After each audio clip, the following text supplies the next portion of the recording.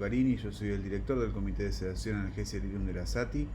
Les agradecemos por participar de este breve webinar. Vamos a presentar aquí las dos guías de sedación que han aparecido en los últimos 2 años, la guía de la Sociedad Americana de Cuidados Críticos y la guía de la FEPINCTI. La presentadora y quien va a discutir la evidencia de cada una es la licenciada Ela Goldberg.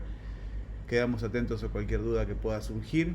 Y este foro tendrá una presentación mensual donde iremos discutiendo la evidencia más saliente relacionada con la sedación, la analgesia y el delirium en el paciente crítico. Muchas gracias nuevamente por participar y los dejo con la presentación. Para hacer una comparativa entre las guías de la FEPINCTI y las PADI. En términos de las generalidades de cada guía, las PADI se publicaron en septiembre del 2018. El artículo principal es el artículo en la versión prolongada, que tiene todas las justificaciones de cada una de las preguntas y las que hay en la evidencia en cada una de las temáticas. Tienen también el resumen ejecutivo, artículos complementarios de metodología y de aplicación, y lo importante es que están libres y que cuenta con la traducción en distintos idiomas. Formaron parte 32 expertos internacionales en el área, 4 asesores metodológicos y, algo que es innovador, 4 supervivientes de la terapia intensiva. Las guías tienen 71 recomendaciones, todas siguiendo la metodología GRADE. En realidad son 32 o 37 recomendaciones y algunas que son declaraciones sin poder graduarse. Y revisaron 538 artículos para redactarlas. Las guías de la FEPINCTI se publicaron en septiembre de este año. Lo raro es que en la página de medicina intensiva o en la página de la FEPINCTI se puede acceder al resumen ejecutivo, que tiene acceso pago, pero el material suplementario, que es la versión prolongada con todas las justificaciones, es de acceso gratuito si uno entra dentro de la pantalla del resumen ejecutivo en material suplementario. Formaron parte 24 especialistas en cuidados críticos con soporte epidemiológico y de investigación, y tienen 136 recomendaciones siguiendo la metodología GRADE, y revisaron 438 artículos.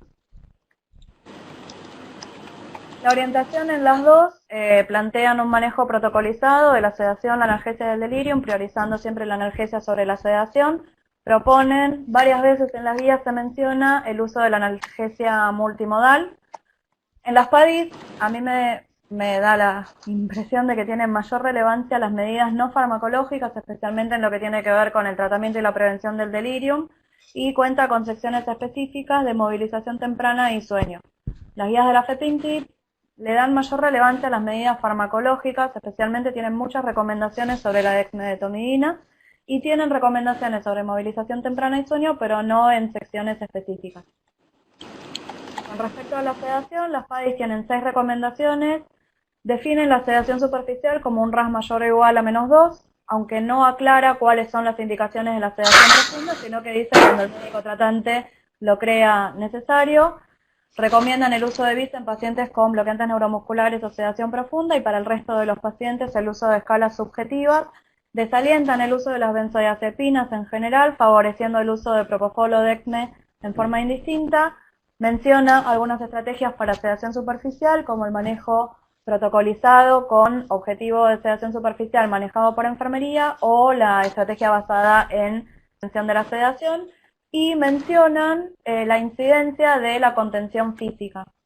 La FEPINCTI tiene 40 recomendaciones sobre sedación. No definen sedación superficial ni profunda, pero sí dicen que se recomienda el uso de sedación ligera. Tiene 2 indicaciones explícitas de sedación profunda, que es el paciente distresado con bloqueantes neuromusculares y los pacientes con hipertensión endocraniana. También recomiendan el uso de BIS en pacientes con bloqueantes neuromusculares y en el resto de las escalas de valoración subjetiva. Tiene mayor orientación farmacológica, desalentando el uso de midazolam, favoreciendo el uso de DEX. Y en lo que es el resumen ejecutivo, que es lo que está como artículo principal, no mencionan casi el propofol, salvo para lo que es la sedación para la cardioversión eléctrica, pero en las justificaciones mencionan un poco más al propofol. Y tiene, que esto está muy bueno de las guías de la FEPINCTI, recomendaciones específicas, tanto de sedación como de analgesia, para poblaciones especiales, que eso la verdad me pareció muy interesantes. Con respecto a la analgesia, las dos proponen un manejo protocolizado con analgesia multimodal. Las PADIs hacen recomendaciones específicas sobre distintos grupos de drogas, ya sea opioides, paracetamol, AINES y drogas para el manejo del dolor neuropático, como también mencionan los factores de riesgo y para el dolor, y hacen la distinción entre lo que sería el dolor basal o dolor agudo asociado a la enfermedad crítica, el dolor neuropático y el dolor asociado a procedimientos. Como las medidas no farmacológicas, la gran diferencia es que las PADIs hacen mención y de hecho recomiendan el uso de crioterapia para la remoción de los tubos de avenamiento pleural, y también hay medidas no farmacológicas que recomiendan no utilizar, como la realidad virtual o la hipnosis. La FEPINTI hace muy poca mención a lo que es la analgesia preventiva, no menciona dolor neuropático ni factores de riesgo para el dolor, escasa referencia al dolor por procedimiento, y en las medidas no farmacológicas incluye, a diferencia de las PADIs, la electroestimulación, que en realidad sería más apropiado hablar de electroanalgesia más que de electroestimulación, porque la electroestimulación en sí puede llegar a generar dolor si lo aplicamos sobre una zona que va a ser sometida a un procedimiento o que ya está generando dolor. Entonces sería más apropiado hablar de electroanalgesia, pero no solamente la mencionan y no describen las medidas. La FEPINTI tiene, que esto, de nuevo, insisto, es muy interesante de estas guías, consideraciones especiales para distintos tipos de poblaciones. Establecen pacientes coronarios, no utilizar morfina, evitar los AINES y usar ketamina, sobre todo en pacientes con inestabilidad hemodinámica. En los pacientes con sepsis y shock séptico, la analgesia multimodal, como la gran generalidad en realidad de los pacientes de terapia. En los pacientes con distrés, utilizar opioides y especialmente remifentanilo para poder reducir los días de ventilación mecánica. Lo que me pareció muy interesante es que incluye a los pacientes con ECMO, con indicaciones específicas como no usar analgésicos lipofílicos, ajustar las dosis según el tiempo que el paciente lleve en ECMO, el tiempo del circuito, si son nuevos o viejos, y el tipo de ECMO, ya sea veno-venoso o veno-arterial. Y también es interesante que incluye al grupo de pacientes en cuidados paliativos o con limitación de los esfuerzos terapéuticos, en donde plantea específicamente que el objetivo es prevenir y tratar el dolor, la angustia y la dificultad respiratoria, que estas son poblaciones que así específicamente por lo menos no están dirigidas en lo que son las PADIs.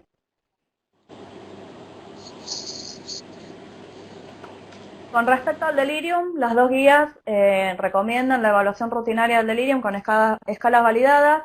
La FEPINTI aclara en esta edición el uso de CAMICU y ICD-10. Las PADIs en realidad se complementan con las guías PAD del 2013, en donde ya se había hecho el análisis psicométrico de las escalas de evaluación de delirium, de sedación y de dolor, y no avanzan sobre este análisis, que en esta oportunidad las de mejores propiedades psicométricas son el CAMICU y la ICD-10. También las dos proponen intervenciones multicomponentes no farmacológicas para la prevención del delirium, muchas de ellas que en realidad son las mismas intervenciones multicomponentes para generar una correcta higiene del sueño. Las PADIs recomiendan el uso de dexmedetomidina solo cuando la agitación retrasa la desvinculación de la ventilación mecánica y sugieren no usar tratamiento farmacológico o agentes farmacológicos en realidad para prevención ni tratamiento del delirium establecido o el subclínico. La FEPINTI en realidad hace un hincapié mucho mayor en lo que es la prevención y tratamiento farmacológico con muchas recomendaciones de drogas en sus subtipos, tanto para prevención como tratamiento, que eso es algo que llama la atención. Por ejemplo, establecen o sugieren utilizar quetiapina como tratamiento para los pacientes que tienen delirium hipoactivo, haloperidol para prevención de delirium en pacientes mayores de 75 años con posoperatorio abdominal o traumatológico, y hacen muchas recomendaciones del uso de dexmedetomidina, tanto para prevención, tratamiento del delirium o como sedante. Y por ejemplo, en prevención del delirium sugieren utilizar dexmedetomidina en posoperatorios no cardiovasculares con alto riesgo de delirium, que también recomiendan utilizar las escalas para predicción de delirium, como el predeliric o el ipredeliric. Recomiendan el uso de dexmedetomidina en pacientes con BNI para prevenir delirium y para evitar el requerimiento de intubación orotraqueal, en ancianos en posoperatorio no cardiovascular, en posoperatorio en perioperatorio, cardiovascular mayores de 60 años. También plantean el uso de Dexme como tratamiento del delirium hiperactivo en los pacientes ventilados y después en otra recomendación lo ponen como en los pacientes críticos con delirium, sin diferenciar el subtipo motor. Y sugieren el uso de dexmedetomidina como sedante en las pacientes eclánticas postparto que estén ventiladas, en quemados, en ventilación mecánica o como coadyuvante de la sedación, en pacientes que no tienen vía aérea artificial y requieren sedación, para lograr la sedación ligera en todos los pacientes críticos, en el síndrome coronario agudo, en el postoperatorio de revascularización, y también sugieren utilizar una dosis baja de dexmedetomidina previo a la sedación para la cardioversión eléctrica porque previene la reaparición de arritmias en las siguientes 24 horas. Que así tan específico en las PADIs esto no figura en este tipo de poblaciones. Pero sin embargo llama la atención la cantidad de recomendaciones que hay del uso de la Dexme. Con respecto a poblaciones especiales, la FEPIMTI, esto es muy interesante, incluye recomendaciones para manejo de pacientes con enfermedad coronaria, distrés, ECMO, limitación de esfuerzo terapéutico, insuficiencia hepática y renal, trasplante de órgano sólido y como otro grupo, traumatizados, ancianos, quemados y embarazadas. La verdad que esto está bueno porque las PADIs lo que aclaran siempre es como para una población general y siempre cuando tenemos estas poblaciones especiales cuesta un poco tal vez adaptarlas. Dentro de lo que son las poblaciones especiales, la que queda excluida en las dos guías es una de las más problemáticas, que son los pacientes adictos que están por fuera de cualquiera de estas guías de tratamiento. Con respecto a la movilización temprana, las dos guías reconocen la importancia y sugieren realizar movilización temprana en los pacientes críticos. Las PADIs tienen una sección específica de movilización temprana en la cual enumeran los criterios de seguridad para el inicio, en donde tienen puntos de corte bien definidos para poder marcar la estabilidad respiratoria, cardiovascular y neurológica de los pacientes, y también tiene puntos de corte muy específicos para determinar en qué momento hay que suspender una sesión de movilización temprana. Y a esto se refieren con cualquier tipo de maniobra de movilización o de reacción que se le pueda aplicar al paciente. Se entiende que esto va un poco más orientado a lo que tiene que ver con la movilización activa o activa asistida. La FEPIMTI recomienda la movilización pasiva de todos los pacientes y la movilización temprana cuando la situación clínica lo permita en los pacientes críticos y en los pacientes en el postoperatorio de cirugía cardiovascular. Pero no define ni tiempo de sedación temprana, ni define en lo que ellos ponen como el artículo principal, que es el resumen ejecutivo, cuáles son los criterios de seguridad para el inicio, que en realidad es lo mejor porque no hay una definición clara de movilización temprana, sino que está bueno hacer un checklist de que cumpla todos los requisitos y poder movilizarlo lo antes posible. Sí incluyen en la justificación los parámetros en los que hay que tener precaución, que son los clásicos de requerimiento de alta FIO, más de 10 de PIB, soporte alto vasopresor, hipertensión endocraniana, isquemias agudas, sangrado activo, fracturas que no estén todavía fijas y no mucho más que eso. Con respecto al sueño, las dos proponen intervenciones multicomponentes para la higiene del sueño. Las PADIs además agregan los factores de riesgo para trastorno del sueño en la UTI.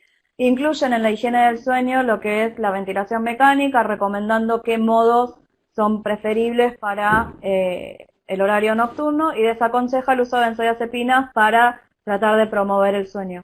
La FEPIMTI no elabora sobre la higiene del sueño, sino que sugiere ciertas intervenciones multicomponentes como disminuir el ruido y la luz, y tratar de agrupar tareas y demás, pero no es tan específica en sueño como lo son las PADIs, que tienen una sección específica. Bueno, todo, que lo hice como para hacerlo dentro de todo rápido. Después voy a redactar un comentario de las guías como para que lo podamos subir, si les parece. Bien. Buenísimo, buenísimo. Sí, vamos a